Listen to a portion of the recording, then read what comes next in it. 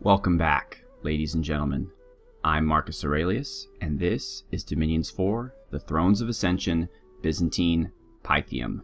And we are ready to end the turn. What I'm doing here is I'm moving my reinforcement troops here with Silvius to this province where Procas and Ashembe are going to defend it on their own along with my relatively high province defense. I think that should be enough. They don't have very much here, and they are going to leave something behind. Everyone else, led by Emperor Burnsaber, is going to be attacking this province. And the only people I'm leaving at home are the buggies, because I don't want to waste my nature gems on these piddly little battles. Eventually, everyone's going to meet up here, and we're going to move up and try to take Fort Wallace back. And at that point, I will continue using bugs. But until then, I think I'm going to not do so. Alright, so let's end the turn. A couple things I want to go over with you all about. First of all, I spent some time over the past few days since I wasn't recording. I had some commitments, but I did have some time to game, and I'm decided I'm not going to do a full LP on the Banner Saga. I played it a little bit. I got further in the game, and it's a fun game. I enjoy it, and I recommend you all check it out. But for a couple reasons. One, I feel the battles get a bit repetitive since there's only a small amount of unit types. And the writing, I'm not 100% on, especially the dialogue. It just feels like fan fiction sometimes. Maybe I'm being a little uppity, but I just feel like a lot of effort was not put into the dialogue. On the other hand, the music and the artwork is fantastic. So it's definitely a fun game. I recommend you play it, especially if you like tactical strategy. But I've decided that I'm not going to play it as an LP. Maybe if I was like Tokshin or Surreal and I did this kind of thing full time and I put out like 6 videos a day, then one of them would definitely be Banner Saga. But since I do work about 9 hours a day, when you factor in commutes and I get home and I'm tired and I really only have enough juice in me to record one video, I think it's just best for me to stick with what I have so far, which is Dominions. The next thing is, for those of you who want to be named commanders, as you can see, I'm not doing so well in this game, but maybe things might turn around. But I just want to say that it'll be a lot easier, I guess, to be a named commander if you are one of those people that doesn't mind who you get. Now, if you have a very specific idea of what you want, I put that down, and I'm kind of letting people pass you in line until we get to what you want. Especially, for example, if you want to be a Varangian commander or a high-level summon, you're going to have to wait some time. Whereas if you're just like, oh, I'll be anybody, you might have much better luck. My goal originally was I didn't want there to be too many named heroes in one army, like one battle. I wanted there to be like 2 max. As you can see already, I've defeated that. I have like I think 5 named people in this current army under Burnsaber. Of course, this is this is the end game. This is all I've got. But again, I'm going to try to eventually split people up. As you saw, if you looked at my imperial bureaucracy comment where I split everybody up, I'm going to try to create 4 armies. 5 really. There's going to be an army of each cardinal direction, north, south, east, and west, and then there's going to be the army in the Emperor's presence. And all of those are going to have their own leaders, frontline leaders, and mages, and those can all be named. So hopefully that's how I'll be able to split everybody up and keep everybody going. I want to create a situation where everybody's doing something, and I don't have people just sitting around. So that's that. If you previously asked for a specific unit type, but now you're just like, oh, to heck with it, I'll be anything, let me know, and I will make that adjustment, which will increase your chances of being in the game. Alright, and as far as the imperial bureaucracy goes, let me just say that all of the names that I've used, except for the ones that are obviously fictional, like the Theurgs and the Battle Vestals, are real titles that were used during the Byzantine Empire at some point in its history and given to people under the Empire. Now, some of them are not necessarily in the same age. Like, for example, where I'm at right now in the history, right around the time of Justinian, there are exarchs and praetorian prefects. There are not domesticos. But I think, for example, the name that I gave to my Varangian commanders, the Akolothos or whatever, those are earlier period names. So I'm just mixing and matching, but I have a list of all these titles that the Byzantine Empire bestowed upon their citizens and generals and leaders, both civil and military, and as well as some honorary titles. So I'm just going to be giving those out. Honorary titles will go out to those who distinguish themselves in battle, and the civil and military titles, well, there won't be that many civil titles because that means you're sitting at home. Giatros is cool with that, so he's my Coro Palates, my master of the palace. But the rest of you, I'm sure, want to be in armies. So there's going to be Domesticos. Underneath the Domesticos, there's going to be the, oh, what are they? The Taxiarches, the infantry commanders. And, of course, we're going to have mages, too. So, okay, that was a lot of talking. Sorry. Grey Mercs. Oceania is attacking us. Really? They might take this. I don't have anything here. Oh, they very well might. Minotaurs and bugs. Really, Oceania? Why kick me when I'm down? Why not go after the real threat, which is Ashdod? Alright, so we are in serious trouble here because now we have two fronts to defend, not just... I can't move my troops out of Burnsaber Keep to the east, or to the east, because that's the choke point against Scaleria. So my major Emperor's army now is going to have to move up, assuming they are successful, and they're going to have to take on these guys. And somehow we're going to have to fortify this. I don't know how. I mean, I'm not going to leave an army there, because I have an army right next door in the castles. I'm not sure what I'm going to do with that. Oceania. Oh, this might be the end of Banshee as well. Well, we'll see. There he is. Losing a Legatus Legionis is a horrible loss because they are expensive and quite good leaders. He is doing his best to combust them.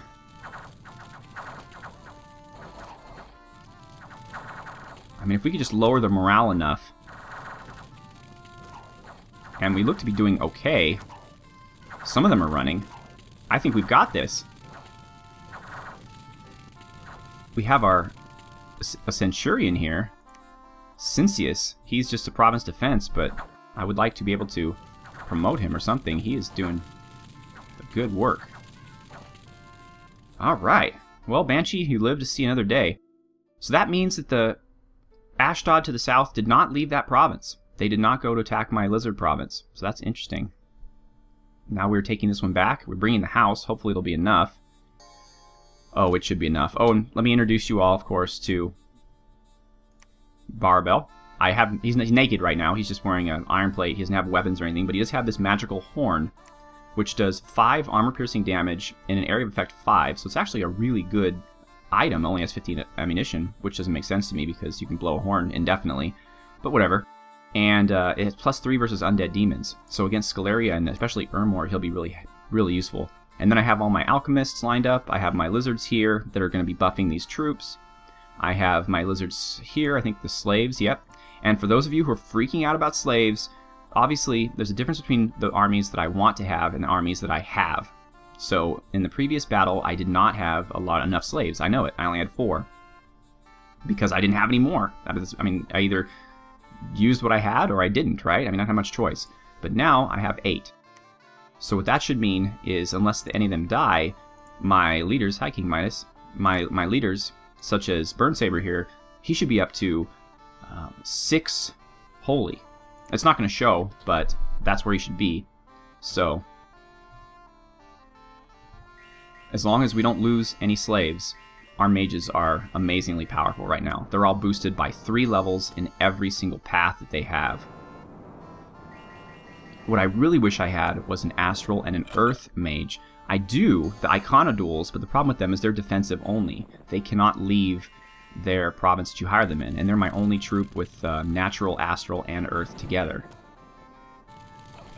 So, okay. Oops, I'm still casting Will-O-Wisps. Probably not a good idea. I don't want to waste my fire gems. Thunderstrike is not the most effective spell, but it's really the only one that my men have. I hate to say it, but they're mostly air mages, and until we can get up to Phantasmal Army, Thunderstrike is the best air spell there is, and it's doing a little bit of damage at least. It's stunning them, hurting them a little bit, hurting their morale. I have no idea what that just was. But my entire army's on fire, which is probably not a good thing. But we won the battle.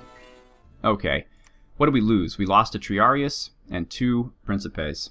I will take that, and we took out 12 giants. Rivia. Rubia seems to be a province that is being fought over, and hope Marignan wins because this is their castle. Ooh, this is going to be fun to watch. And they have their own Legatus Legionuses, apparently. Here's Iconium. Iconium actually is one of the main cities of the Byzantine Empire. It's a very well-known city in, I believe, Asia Minor, what is now Turkey. Oh, and I sent out a comment to all of my subscribers, but for those of you who didn't get it or don't know how to read those, I want to announce that a while ago I emailed Johan, one of the developers of Dominions, and I said, hey, you know, I play a lot of games, and I get a little tired when I see the same province names over and over and over again, especially if you have a big map. And I said, hey, is it okay if I send you some province names to incorporate into the game? And he was really cool. He said, yeah, you know, if they're not crazy, if they make sense, we'll be happy to. I don't know what's going on in the battle, by the way. It's nuts. I think Marignan's going to lose, though. And he said, sure, you know, we'll be happy to do that if they're not crazy. So I said, oh, don't worry about it. So I sent him about a list of 100 province names. They're all very basic, based on Scaleria versus Ulm. That's interesting. Based on just descriptive terms like the Rocky Mountains, the Green Forests. I mean, not those two, but that's the kind of idea. So nothing like random or nothing in-jokey, just normal stuff, just to increase the variety of province names. And he recently emailed me and let me know that he accepted. He said most of them, so I guess some of them he didn't feel were good, but he accepted a lot of them. So hopefully in the next patch of Dominions, you will see a lot of new province names. So, anyway, long story, but it makes me happy to know that I was able to contribute to the game in some form, besides just making these video Let's Plays. Ulm's not going to win this, but I don't worry about them because they have very strong armies, and they will get them back, certainly. I don't even know where that battle took place. Here? Okay, that's J. J, I'm going to move you back because they're gonna try to pacify the province by patrolling. It's a lot of P's. Probably I'm gonna have to do some audio editing at this point, and so we're gonna need to take care of that. All right, so Silverius, Ashembe, and Asipu go to the capital. Burnsaber's army in pretty much totality is going to move up here. We're going to increase the province defense. Oh man, we have no money, but we can't have Ermor taking pot shots at us, so I'd rather spend the money on province defense right now, at least on the coastal provinces. We're just going to leave this here for now. If they choose to attack at Feasiborg, they're going to get killed. And next turn, we'll be able to buy some more units. Remember, we are auto recruiting units here. Buggy, all you buggies should probably research. All of you forgers should probably research. And Photios, why are you not dark knowledging anymore? Is there no place left for you to dark knowledge? No, there are. Come on, Photios. Stop screwing around. And I think we're in good shape. Once we take this, then I'll move the buggies up. And oh, Panic Guy. Why didn't I move Panic Guy? Let's move him back up there too. Apparently he didn't make it with the troops originally. General Wallace, he is the Domesticos of the north, I believe. Yes, he is, but he has no troops. So we're going to keep him here, and he'll bring up some reinforcement troops soon. Fangawolf is the leader of the Emperor's bodyguard, which you might think is rather funny that he's not actually with the Emperor right now, but I'm waiting to give him some troops, and he'll come up and join the army at that point. Who else? Burnsaber, of course, is the Emperor. You all know that. King Midas is the Domesticos in charge of the Emperor's presence, so he will always be traveling with Burnsaber, and he will be the main leader of the army in Burnsaber's presence, but he is also the Megas Domesticos, which means the leader of the entire Pythian army. That will not always be the case, and what I mean by that is if King Midas should die, the Domesticos in charge of Burnsaber's army will not always necessarily be the Megas Domesticos. That title will move around, but it will always be one of my 5 Domesticos. Domesticosi? One of them will always be the Megas Domesticos, but just not right now. Oh, and you know what? I gotta make sure that my gnomes participate in this battle. They're sneaking right now. Move. Alright. We'll get another turn in. I'm not too worried about the giants at this moment. It looks like Pangea is almost more threatening at this point, but we do want to get back to Fort Wallace and retake that for the glory of Pythium. So, in my history of Byzantium, I'm doing pretty well. I'm well into the middle period now. I've read about my favorite emperor of Byzantium. Well, I think he's my favorite, Justinian, who, what I really like about Justinian is his wife, Theodora, who is actually a, I'm not going to say a courtesan, but she was like a dancer. She did body, like she was a burlesque, I guess is the modern term you would use. She did some plays and stuff that were kind of saucy, and that's when he met her before he was emperor, and he actually made the emperor, his uncle, I believe, Justin, make a law saying that Marignan is going to lose this battle. Make a law saying that it's okay for nobles to marry people of Theodora's ranks such that he could do that. And anyways, what I really like about Theodora, and here we are against the Giants, by the way, I don't expect them to do much against us here. No, not at all. What I like about Theodora is there was a period when there were riots in the capital, and the capital was just going nuts, and Justinian was like, we got to get out of here. You know, we got to take a boat and get out of here to someplace more safe. And Theodora, again, she's from the streets. She was not a noble woman. She was like, no way. She's like, I am the Empress of Byzantium. You are the Emperor.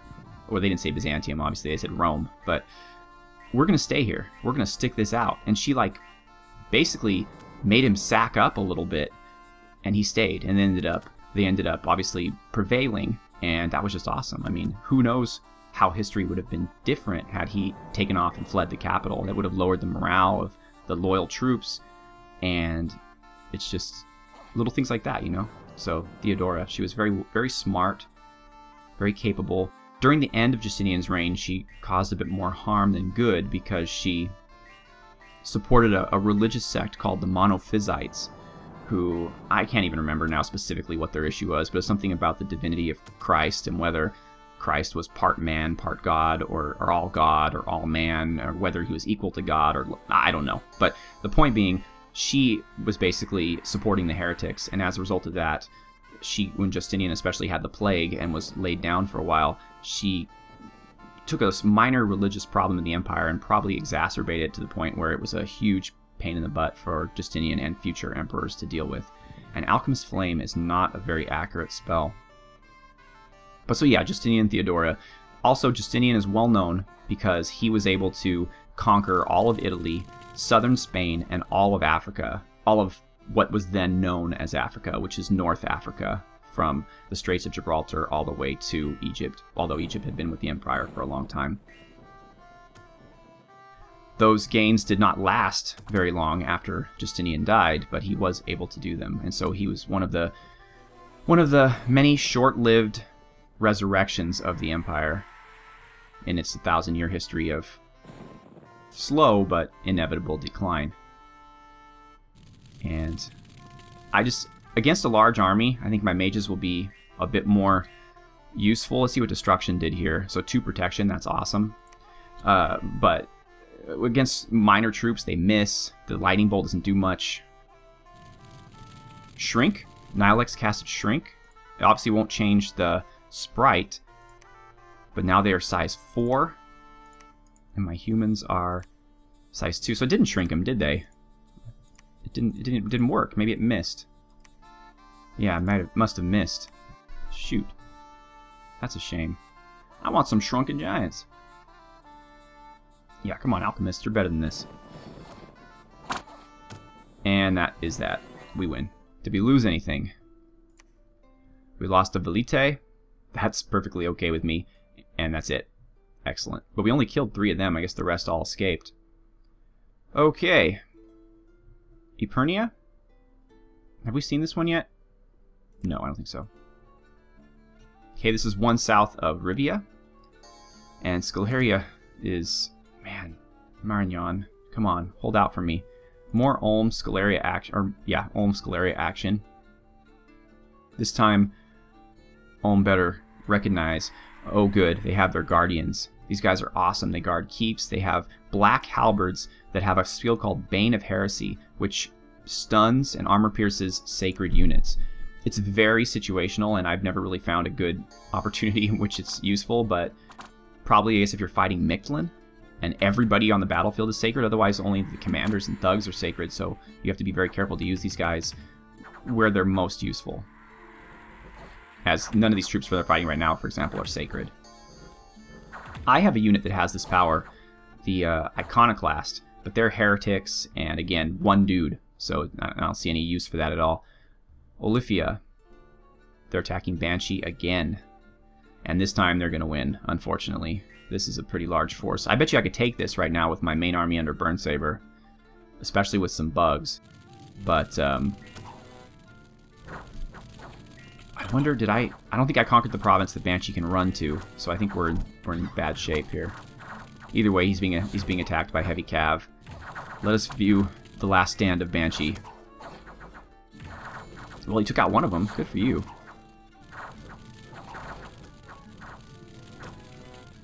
But now here comes the horde of giants. And he's running, but I think that means his death. And well, anyway, they just got him. Oh, Banshee. You were brave. You were brave and you were strong. We will get revenge for you. Forest of Idun.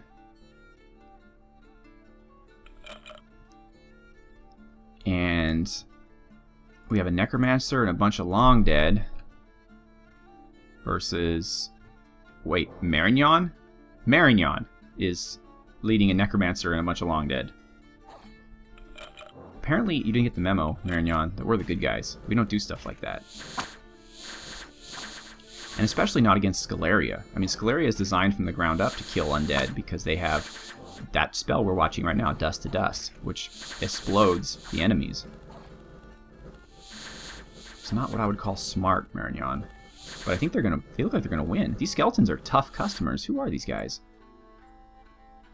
Well, apparently they have good armor, I guess. Scale mill.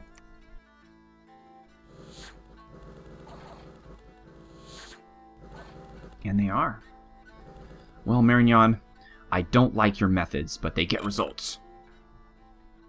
You're a loose cannon, Marignon. I was just talking to the mayor. Sorry. I just saw the intro video to Kung Fury, which I recommend you go check out if you're into that. It's like a 80s cop movie turned up to 11. A new gold deposit in Cymru, magic site created. Villains have tried to seize control of Juek. Will they succeed? Juek? Uek? Huek? I don't know. I do not think they're going to succeed, even though my province defense is paltry and miserable. Well, actually, now that I say that... Oh boy. Come on, guys. If we can't even fight off villains, we're not going to be able to fight off the giants and the undead. And we were. Oh boy.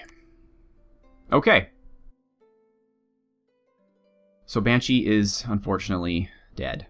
So here's our situation.